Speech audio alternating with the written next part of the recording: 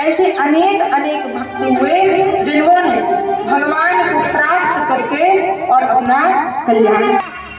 पता लग जाए कि भगवान कितने करुणामयी हैं, कितने कृपामयी हैं, कितने बड़े दातार हैं। जब पता लग जाए तो जब ही उसका कल्याण हो जाता है।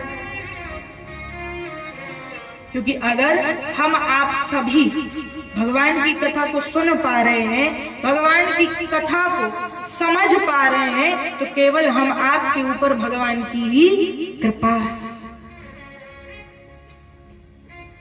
जिसके ऊपर भगवान की कृपा होती है वही इस कथा को सुन पाता है, वही इस कथा को समझ पाता है।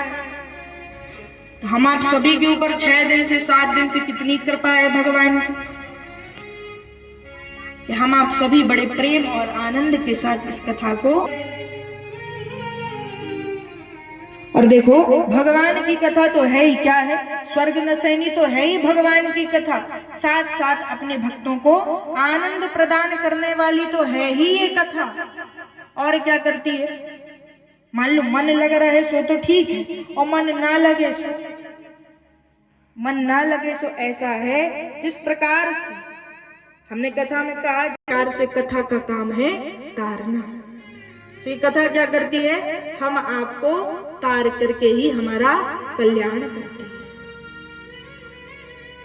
अच्छा मान लो आप ट्रेन में आप जा रहे हैं और ट्रेन से आपको सागर तक जाना हो, ट्रेन में आप बैठे और कहो मन नहीं लग रहा, फिर भी बैठे हैं।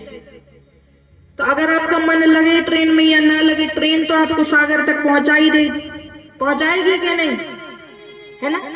वैसी कथा है, अगर आप भगवान की छत्र छाया में कथा पंडाल में उपस्थित हो जाएंगे तो कथा आपको निश्चय ही भगवान लगे या ना लगे।